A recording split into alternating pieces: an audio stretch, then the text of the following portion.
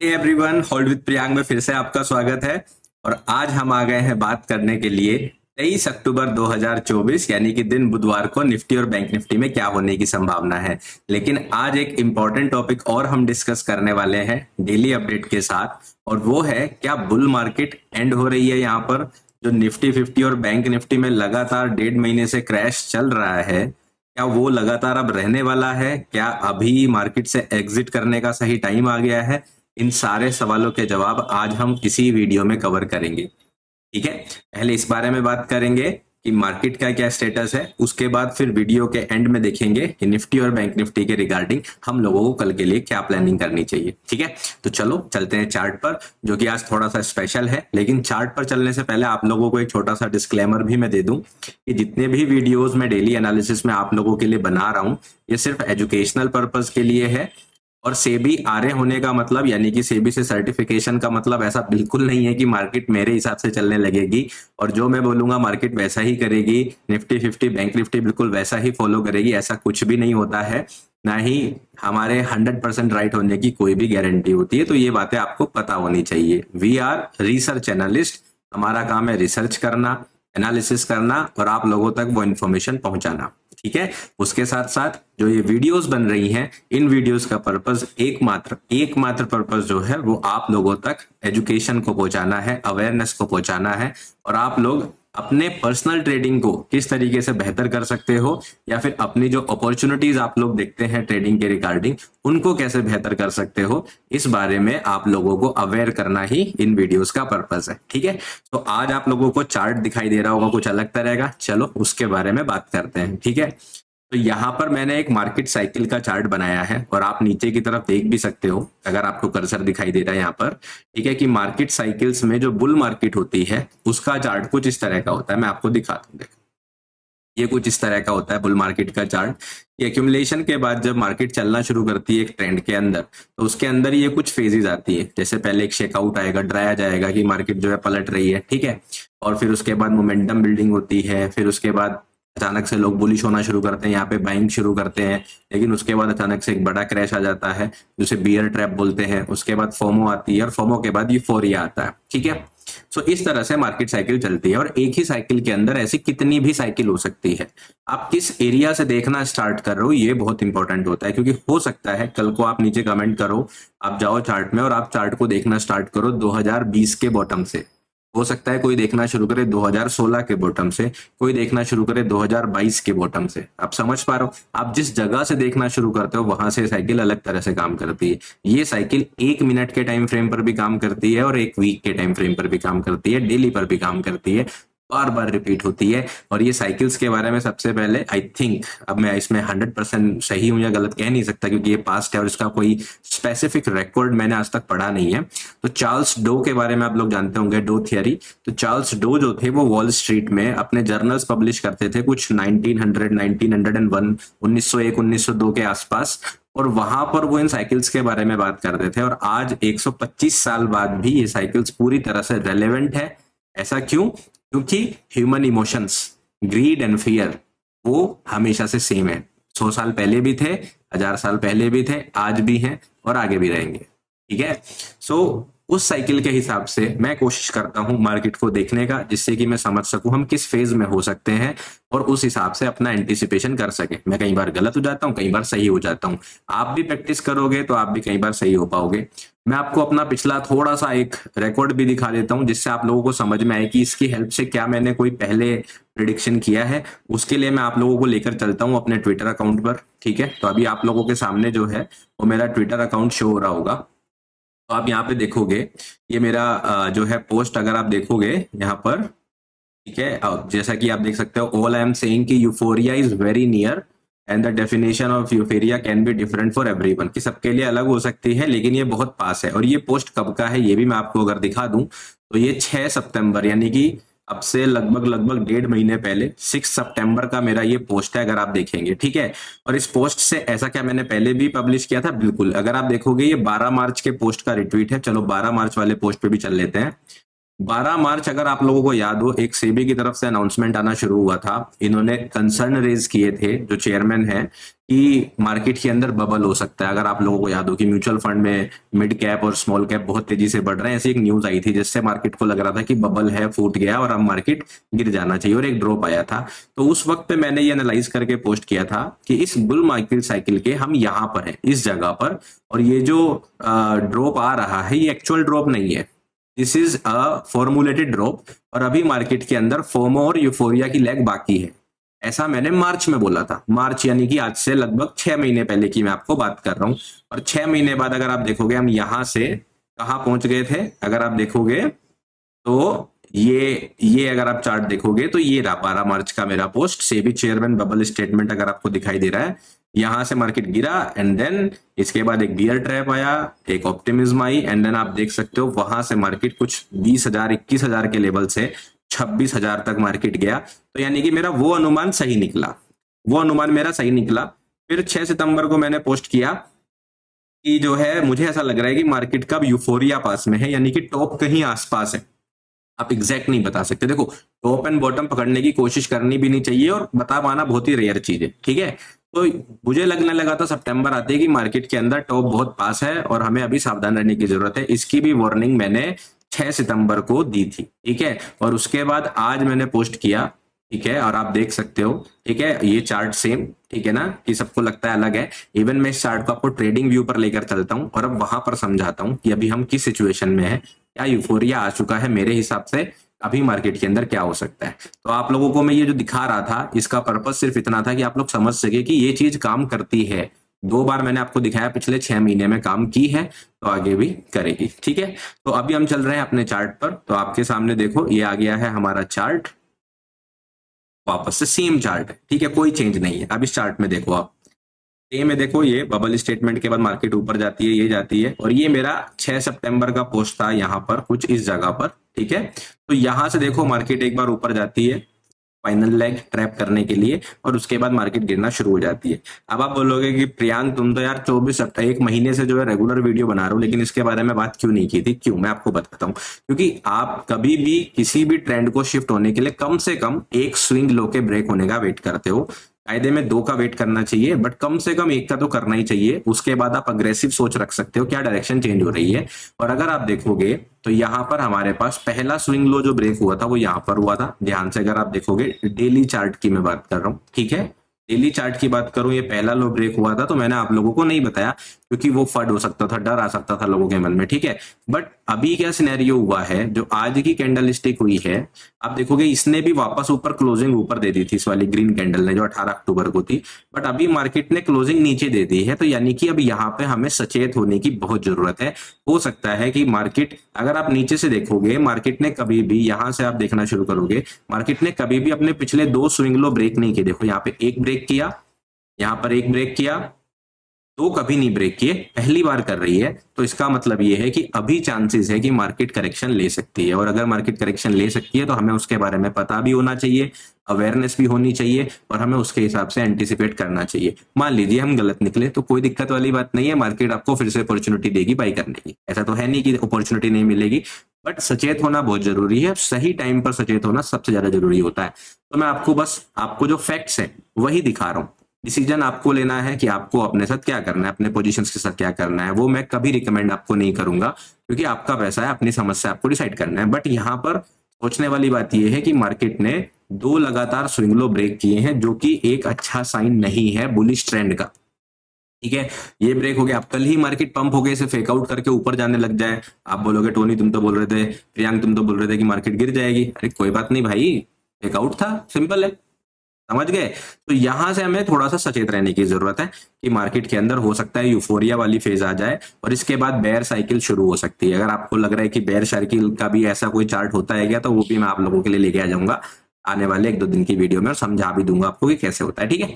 तो फिलहाल आपको कॉशियस रहने की जरूरत है मार्केट के अंदर। ये जो ड्रॉप है, अगर आप सिर्फ अक्टूबर मंथ देखेंगे, तो अक्टूबर मंथ के अंदर निफ्टी 50 लगभग 5% से ज्यादा करेक्ट कर चुकी है, ठीक है। अगर मैं गलत नहीं हूं तो 5% से ज्यादा है। 1 अक्टूबर का ओपन देखते हैं, देखो ये रहा 1 अक्टूबर का ओपनिंग प्राइस ये है, और यस 5.1% के आसपास मार्केट के अंदर ड्रॉप आ चुका है, जो कि अच्छा खासा ड्रॉप है। और इस ड्रॉप के बारे में भी मैं ऑलरेडी वीडियो बना चुका हूँ 2 अक्टूबर को, यानी कि अक्टूबर स्टार्ट होते ही मैंने अपने चैनल पर एक वीडियो पोस्ट की थी, अक्टूबर और अक्टूबर, ठीक है, कि हम रेक्ट होने वाले हैं, बैंकरप्ट होने वाले हैं, या अक्टूबर के अंदर अप होने वाले हैं। तो अभी तक लगभग लगभग वैसा ही फॉलो हुआ था। इस बेरिश वाले सिनेरियो को थोड़ा सा अवॉइड कर रहे थे, क्योंकि हम नहीं चाहते कि गिरे, हमेशा यही कोशिश करते हैं। बट अभी फिलहाल अगर आप उस वीडियो को देखोगे तो समझ जाओगे कि अभी हमारा नेक्स्ट लेवल क्या है, क्यों है, नेक्स्ट टारगेट क्या, जो मैं आपको बताऊंगा वो क्यों है, वो भी मैं ऑलरेडी एडवांस में डिस्कस कर चुका हूँ इसी यूट्यूब चैनल पर, होल्ड विद प्रियांक पर, ठीक है। सो अब आप लोगों को समझ में आ रहा होगा कि हम किस फेज से गुजर रहे हैं, यहाँ पे क्या हो सकता है, और जो नेक्स्ट टारगेट मैं देख रहा हूँ वो मैं इस वाले स्विंग लो या इस कंसोलिडेशन को देख रहा हूँ। मार्केट जो है लगभग लगभग यहाँ तक करेक्शन कर सकती है। यहाँ पर आपका 24,000 से लेके 23,880 यानी कि 120 पॉइंट की रेंज है। यहाँ तक करेक्शन में ओवरऑल मिड टर्म में एक्सपेक्ट कर रहा हूँ निफ्टी 50 के अंदर, ठीक है। तो ये चार्ट आप लोगों को समझ में आया होगा। अगर आप लोग ट्विटर फॉलो करते हैं, एक्स फॉलो करते हैं, तो वहां पर भी मुझे hold with Priyank user name से आप लोग फॉलो कर सकते हैं। रेगुलर बेसिस पर तो नहीं, बट अक्सर 1 या 2 चार्ट में वहां पर पोस्ट करता रहता हूँ, अपने आइडियाज वहां पर भी शेयर करता रहता हूँ, फ्री ऑफ कॉस्ट आप फॉलो कर सकते हैं, क्या हो तो, ठीक है। अब बात करते हैं आज निफ्टी और बैंक निफ्टी में क्या हुआ और हम कल के लिए कैसे प्लान करने वाले हैं। चलो अब चलते हैं निफ्टी 50 के चार्ट पर, 15 मिनट के चार्ट पर, जहां पर हम लोग अपना डेली डिस्कशन करते हैं। तो ये सेम लेवल्स हैं, ठीक है। तो आज मैंने देखो कम्युनिटी पोस्ट में भी मैं अक्सर चार्ट पोस्ट करके, आइडिया पोस्ट करके आप लोगों को अपना अपडेट लाइव मार्केट में भी देने की कोशिश करता हूँ, ठीक है। ज्यादातर जो ट्रेड में ले चुका होता हूँ मैं उन्हीं के बारे में बात करता हूँ, क्योंकि मैं आपको पहले से तो एडवांस में नहीं बता सकता वहां पर, ठीक है। मैं करता हूँ कि आज मेरे साथ ये हुआ, आज टारगेट हो गया, आज स्टॉप लॉस हो गया, दोनों करता हूँ, क्योंकि देखो स्टॉप लॉस एंड टारगेट दोनों पार्ट ऑफ द गेम है। ये मैं कल की वीडियो में भी आप लोगों को बता चुका हूं। और आप लोगों को अगर लॉन्ग टर्म गेम खेलना है तो आपको समझना पड़ेगा, देयर विल बी डेज जब लॉसेज होंगे, देयर विल बी डेज जब प्रॉफिट होंगे। गेम सिर्फ इतना सा है, एक महीने में अगर 20 से 22 दिन ट्रेडिंग होती है तो आपको कोशिश ये करनी है कि लगभग 12 से 15 दिन आप ग्रीन रहो। और अगर ज्यादा रह सको तो बढ़िया है, देखो 20 के 20 दिन रह सकते हो तो बढ़िया, और 5 से 6 दिन लॉस के तो चलेंगे, कोई दिक्कत वाली बात नहीं है। साथ में अगर आप में से किसी के साथ ऐसा होता है, क्योंकि आज ये मेरे सामने बहुत सारे लोगों ने मैसेज किया, बहुत सारे मेंबर्स ने मैसेज किया कि सर ऐसा होता है हमारे साथ कि हम 10-15 दिन लगातार प्रॉफिट कमाते हैं, 10 दिन कमाते हैं, 6-7 दिन कमाते हैं, और अचानक से 1 या 2 दिन के अंदर ही वो सारा प्रॉफिट चला जाता है। हमारा लॉस इतना बड़ा हो जाता है कि हम उस लॉस में अपने पिछले 5-6 दिनों का प्रॉफिट एक बार में खो देते हैं। अगर आप लोगों के साथ भी ये दिक्कत आ रही है तो इसके लिए एक बहुत छोटा सा नोट आज मैंने टेलीग्राम में भी पोस्ट किया था। बट अगर सभी मैक्सिमम लोगों के साथ ये दिक्कत है और ऐसे कमेंट्स आएंगे कि सच में ये आपके साथ होता है, तो फिर मैं इसके ऊपर एक अलग वीडियो बना दूंगा कि आप इस चीज को कैसे रोक सकते हो कि 10 दिन प्रॉफिट होता है फिर अचानक से चला जाता है। ऐसा नहीं होगा अगर आप मेरी बात मानोगे। मैं आपके लिए इसके लिए बहुत जल्दी वीडियो लेके आने वाला हूँ, कोशिश करूंगा अक्टूबर में ही लाके आप लोगों के सामने मैं रख दूं, जिससे आप लोग इस चीज को जल्दी से जल्दी सीख पाए, ठीक है। मुझे कमेंट में बताना। सो क्या हुआ, मार्केट आज खुली, ओपन हुई, हमारा प्लान था सिंपल सा बुलिश। अगर आपकी कल की वीडियो याद है तो मैं पूरी तरह से बुलिश था, क्योंकि मैं नहीं चाह रहा था कि मार्केट इस लेवल को ब्रेक करे। अगर आपको देखो डेली चार्ट में दिखाऊं यहाँ पर, तो ये जो 18 अक्टूबर की कैंडल स्टिक आई थी जिसने स्विंग लो ब्रेक किया था लेकिन ऊपर क्लोजिंग कर दी थी, तो मैं नहीं चाहता था मार्केट वापस नीचे आए, क्योंकि नीचे आने पे मुझे पता था मार्केट गिर सकती है और काफी गिर सकती है। तो मैं पर्सनली बिल्कुल नहीं चाहता था, आप लालच कह लो, पोर्टफोलियो कह लो, म्यूचुअल फंड्स कह लो, जो भी कह लो, मैं नहीं चाहता था। वो भी एक रीजन हो सकता है, पर मैं पूरी तरह से बुलिश था। और मार्केट जब ऊपर ओपन हुई, आपको 5 मिनट के चार्ट पर दिखाता भी हूं मैं, और मैंने बैंक निफ्टी में जबरदस्त तरीके से लॉन्ग लिया और बिल्कुल बढ़िया सेटअप बना था लोगों का। मुझे अपने सेटअप में कोई कमी नहीं दिखाई दी कि मैंने वहां पर जो है गलत सेटअप लिया हो, नहीं। मार्केट जो है बैंक निफ्टी में भी आपको चार्ट दिखाऊंगा, वो सेटअप भी दिखाऊंगा। तो वहां पर मार्केट ने यहाँ पे मुझे धोखा दिया, मेरे कान पे 2 लगाए और बोला कि नहीं नहीं हम नहीं जा रहे बुलिश, हम तो बेरिश जा रहे हैं। और मेरा जबरदस्त तरीके से पहली ट्रेड में स्टॉप लॉस हो गया आज, ठीक है, कोई दिक्कत वाली बात नहीं है। लेकिन एक चीज मैंने आप लोगों को सिखाई थी कि अपने बायस के साथ शादी करके नहीं बैठना, फ्लेक्सिबल होना है। जब मार्केट ने ये लेवल तोड़े तो हमारी प्लानिंग थी कि मार्केट जो है वो 695 के नीचे वापस नहीं जाना चाहिए, हमारी ये कल की प्लानिंग थी। अगर जाएगा तो फिर नीचे 24,520 तक जा सकता है। एक और लेवल था शायद 24,540, वो भी मैंने ड्रॉ कर रखा होगा, इंट्राडे में हटा दिया। तो 550 के आसपास मार्केट जा सकता है, ये हमारा प्लान था। तो जब मार्केट ने तोड़ दिया, इसको शुरू में ही तोड़ दिया, पहले 1 घंटे के अंदर ही मार्केट ने 695 तोड़ दिया, तो पिक्चर क्लियर हो गई थी कि भाई बुलिश वाला सिनेरियो है, उसे साइड में रख दो और बेरिश में आ जाओ। और उसके बाद मैंने यहाँ से 2-3 ट्रेड ट्राई करी। बहुत साइडवेज मार्केट थी, बहुत ऊपर नीचे की विक्स आई। 5 मिनट के चार्ट पे अगर मैं आपको दिखाऊं, ये देखो इस तरह की कैंडल स्टिक आई। आज थोड़ा सा प्राइस एक्शन थोड़ा मैसी था क्योंकि एक्सपेक्टेड नहीं था, बहुत सारे लोगों को शायद एक्सपेक्टेड नहीं रहा होगा। देखो इस तरह के कैंडल स्टिक है जो बार बार स्टॉप लॉस ले रहे थे, मुझे ब्रेक इवन कर दे रहे थे, छोटे छोटे प्रॉफिट ही बुक कर पा रहे थे, but finally in the and जो मैंने चार्ट भी पोस्ट किया कम्युनिटी टैब में, आप देख सकते हो फाइनल ड्रॉप हमारा आया और मार्केट जो है 24,550 वाले टारगेट को भी कंप्लीट कर गया। तो ओवरऑल जिस सिनेरियो का सबसे कम एक्सपेक्टेशन था सिनेरियो वो आया, लेकिन फिर से वही बात कि हमने प्लान के हिसाब से चलना होता है। हमारा एक बायस होता है, वो बायस इनवैलिडेट हुआ, दूसरे पे तुरंत आना है और प्लान के हिसाब से ट्रेड करनी है। इट्स वेरी सिंपल, इंट्राडे का मतलब ही यही होता है ना। तो इस हिसाब से निफ्टी 50 का दिन ओवरऑल बढ़िया रहा। ग्रीन डे में हम गए, कोई दिक्कत नहीं है। अब कल के लिए क्या प्लान है, सो देखो मैं आपको ईमानदारी से बताऊं तो बेरिश होने के अलावा कोई खास प्लान कल के लिए है नहीं, ठीक है। तो नेक्स्ट लेवल्स मैं आप लोगों को दिखा देता हूं, ठीक है। ये वाला लेवल तो 522 वाला लेवल तो ब्रेक हो चुका है, तो इस लेवल को रखो ना रखो कोई खास तो डिफरेंस है नहीं। आई थिंक ये कौन सा लेवल है हमारा, ठीक है, एक बार डेली चार्ट से देख लेते हैं 522 रखना है कि नहीं रखना है। हाँ ये वाला लेवल है, माफ कीजिए, अब इस लेवल को इंपॉर्टेंस देते हैं। ये है हमारा 24,568, ठीक है। ये वाला लेवल अब हमारे लिए इंपॉर्टेंट रहने वाला है, ठीक है। मार्केट इसके ऊपर फेक आउट करके पंप होने लगती है तो वो बुलिश सिनेरियो होगा, उसके चांसेस इतने कम है कि उसके बारे में मैं डिस्कस नहीं करूंगा। ऊपर की साइड के लिए आप लोगों के पास लेवल्स हैं, सेम लेवल रहेंगे, कोई चेंज नहीं करना।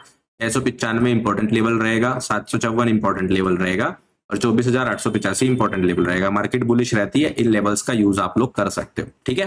बुलिश का हो गया।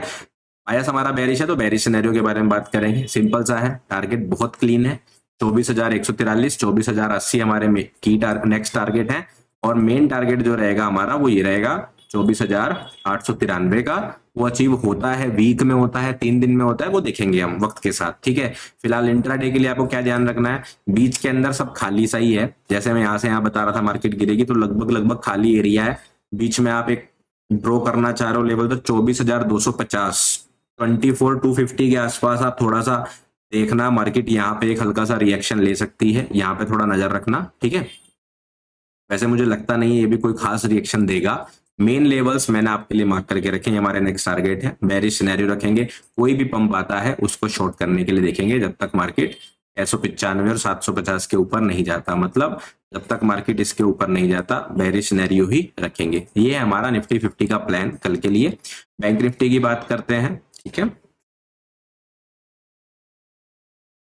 तो बैंक निफ्टी की अगर हम बात करते हैं 15 मिनट पर चलते हैं, यहाँ पर क्या रहा वो ट्रेड भी दिखाता हूँ आपको जो स्टॉप लॉस हुई है, ठीक है। और एक और अच्छी चीज ये हुई कि कल की वीडियो में हम लोगों ने कोई स्टॉक डिस्कस नहीं किया था, क्यों बढ़िया हुआ, क्योंकि शायद मैं बायस रहता बुलिश की वजह से और कोई ना कोई स्टॉक में सोचता कि बाइंग कर लेनी चाहिए और नुकसान हो जाता है ना।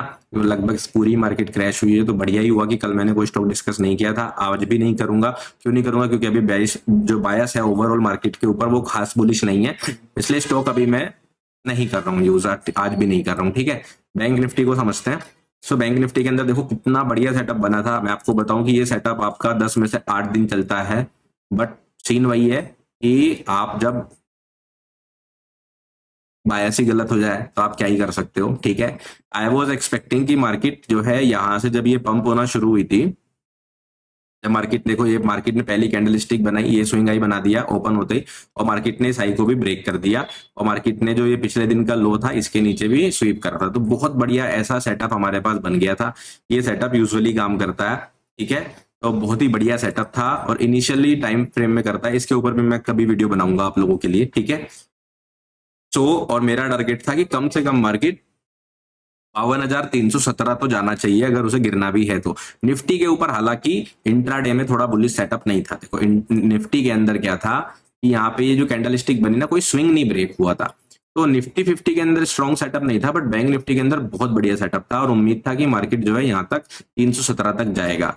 फिर मैंने पहली ट्रेड लेने की यहाँ पर कोशिश करी तो मार्केट आई नहीं, मार्केट सीधे ऊपर चली गई। मार्केट ही देखो वापस कोई करेक्शन करे नहीं, मार्केट सीधे ऊपर चली गई। 5 मिनट के चार्ट पे भी आप देख रहे होंगे सिर्फ green green green green up close candle sticks हैं, ठीक है। सो व्हाट आई एक्सपेक्टेड कि जब मार्केट वापस करेक्शन करके आएगा तो हमारे पास ये जो डेली हाई है इसके आसपास यहाँ पर इस जोन में अच्छा खासा सपोर्ट बनेगा और मार्केट पलट के तब जाएगा। तो हमने इसका वेट किया क्योंकि मार्केट टारगेट करके नहीं आया था। बट मार्केट सीधा गिर गया। तो हमारा बहुत बढ़िया सेटअप था और मुझे इसमें कोई दुख नहीं हुआ। ऐसे स्टॉप लॉस में पता है दुख नहीं होता, क्योंकि आपको भी समझना है कि कोई भी सेटअप 100% तो काम करेगा नहीं।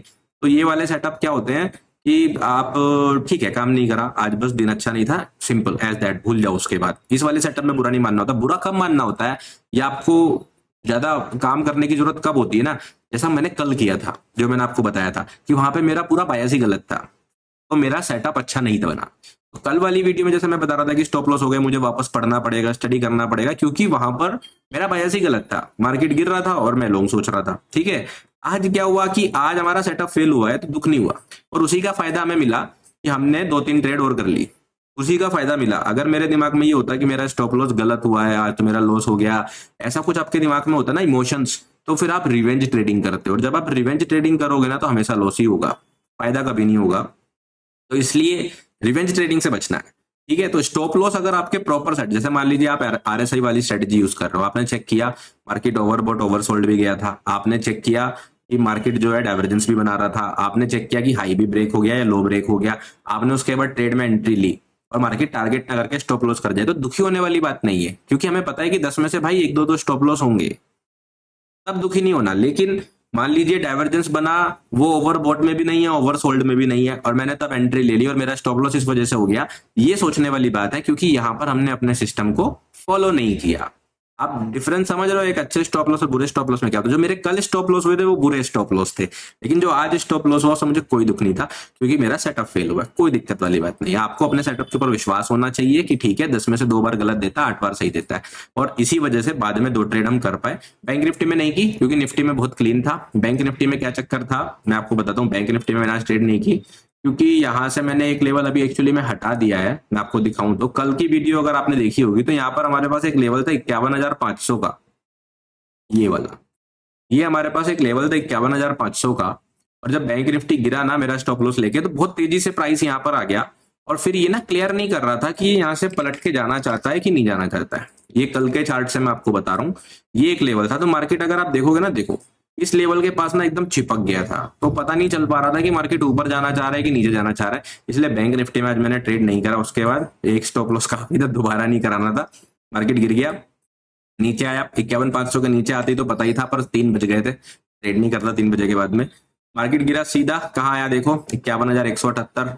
मतलब आप समझो कि आप खुद से रियलाइज करो, मार्केट हमारा 52,358 का टारगेट करता है, अगर गिरना शुरू करता है सीधा आता है, देखो कहां पर 711 वाले लेवल पर, यहां से गिरना शुरू करता है सीधा कहां आता है 51,172 के लेवल पर। तो लेवल्स बिल्कुल सही है, लेकिन लेवल्स के अंदर आप नैरेटिव क्या बनाते हो, अपना बायस क्या बनाते हो, ये मेरे और आपके ऊपर डिपेंड करता है। लेवल्स बिल्कुल गलत नहीं है, तो लेवल्स बिल्कुल सटीक हैं, वो सही से काम कर रहे हैं।